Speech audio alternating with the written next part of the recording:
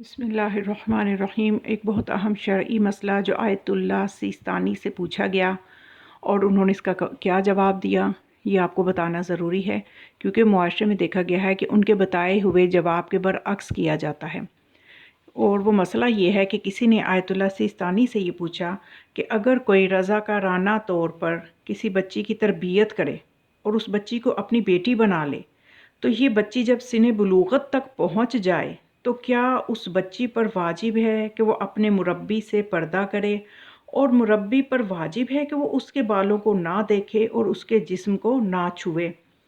تو انہوں نے جواب یہ ارشاد فرمایا، یہ سب ضروری ہے، کیونکہ مربی اور دیگر نامحرم مردوں میں کوئی فرق نہیں،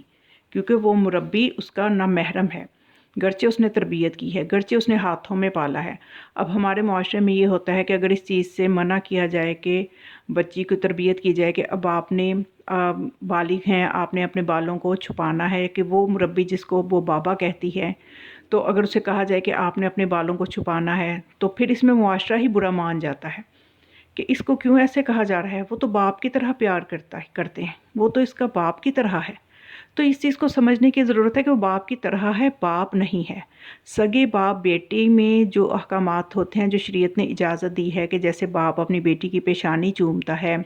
منہ پہ بھی پیار کرتا ہے، اور بیٹی کے لیے بھی ضروری نہیں ہے کہ وہ اپنے بالوں کو چھپائے، تو ان کے درمیان تو شریعت یہ اجازت دیتی ہے۔ لیکن جو مربی ہے، کہ جو رضاکارانہ طور پہ پرورش جس نے کی ہے، جس نے بیٹی بنایا ہے، اس کے لیے اس طرح کی اجازت نہیں ہے۔ اور اسی طرح سے معاشرے میں دیکھا جاتا ہے کہ اگر خالو ہے، پھپھا ہے، یہ دونوں نامحرم رشتے ہیں، گرچہ یہ بھی اگر کسی بچی کو لیں، اس کو بیٹی بنا لیں، تو ان کے درمیان بھی اس طرح کے احکامات سگے باپ بیٹی والے جاری نہیں ہوں گے۔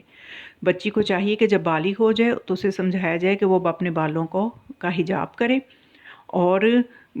جو ہے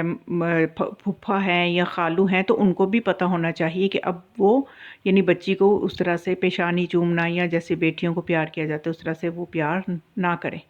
اور ان کے اور اسی طرح سے۔ لیکن اگر پرورش کرنے والے سگا ماموں ہے، چچا ہے یا تایا ہے، یہ چونکہ محرم رشتے ہیں، تو اس لیے ان کے درمیان بیٹی اگر یہ بنا لیں گے تو پھر وہی احکامات ہوں گے جو باپ اور بیٹی کے درمیان ہوتے ہیں۔ یعنی اگر چاہے بچی تو پردہ نہ بھی کرے، بالوں کو نہ بھی چھپائے، اگر چاہے تو وہ اپنی جن کو بیٹی بنایا ہے ان کی پیشانی چومے، ان کے رخسار پہ بوسہ دے، جیسا کہ باپ اپنی بچیوں کو پیار کرتے ہیں، تو اس طرح سے وہ پیار کر سکتے ہیں۔ اور یہ وہ شرعی حکم ہے جس کا بتانا ضروری تھا،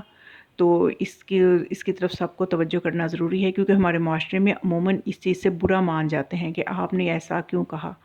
تو چونکہ یہ مسئلہ میرے سے پوچھا گیا تھا تو میں نے مناسب سمجھا کہ میں اس کا جواب دے دوں۔ دعاؤں میں یاد رکھیے گا۔ والسلام علیکم ورحمۃ اللہ وبرکاتہ۔